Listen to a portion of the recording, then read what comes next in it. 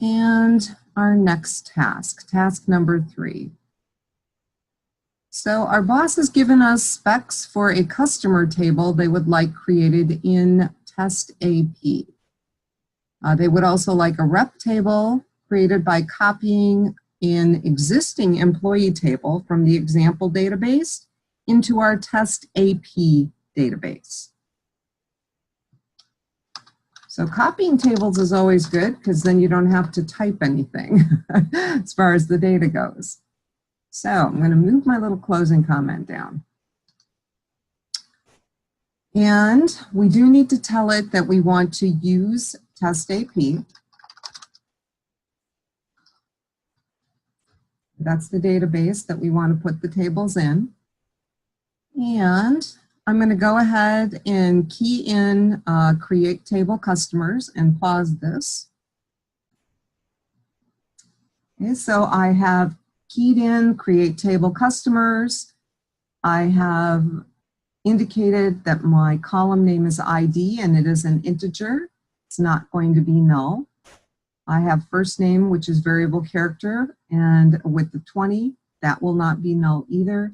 Last name, variable character, with the 20, not null. I have address as character, 25 characters, phone as variable character, 10. And then I am specifying that my primary key is the ID. Okay, and for syntax, you'll notice that this is all in parentheses. There is a semicolon at the end. And every one of these lines has a comma, except for the very last one. So I'm going to go ahead and execute this. Okay, and now I have a table. And if you want to see these as you create, you'll probably have to do a refresh on the databases. But when we expand this, you'll see here's Test AP. And if we expand that and expand tables, we should see our new customer table. Of course, there's no data in it, but we have specified the columns and the key.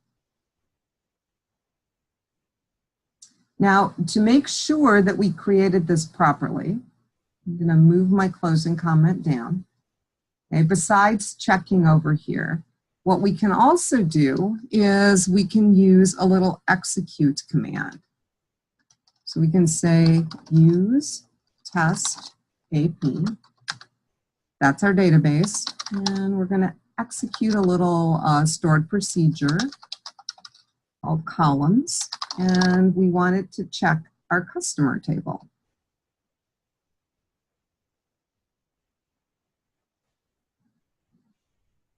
Okay, so this is just telling us basically the data and how the table was set up.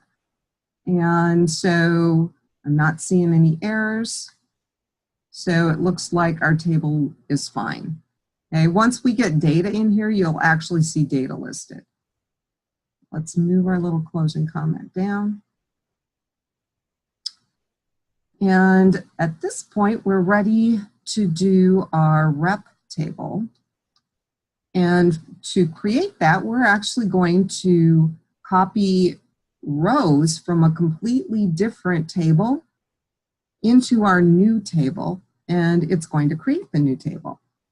So we're going to use a select, and we're going to say select everything into our Test AP database. And now we have to give it the fully qualified name. So you'll notice that all of these table names have DBO. So the fully qualified name for customers is test_ap.dbo.customers. So we need to give it the fully qualified name for our rep table. And that is going to be test_ap.dbo.reps. Okay, that's what we're copying into. And where we're copying from, and again, we have to do the fully qualified name. It's examples, that is the database, and the table is DBO, which stands for database object dot employees.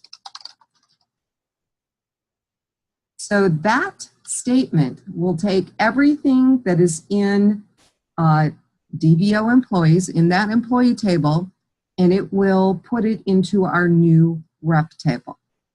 And in order for us to see that it did that, we're going to go ahead and do a select and display everything that is in our new DBO rep table.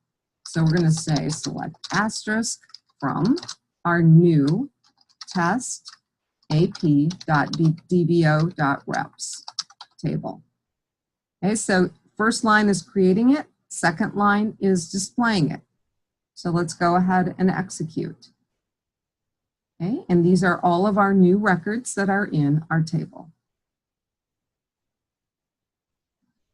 And if we refresh over here and we expand out tables, you should see reps.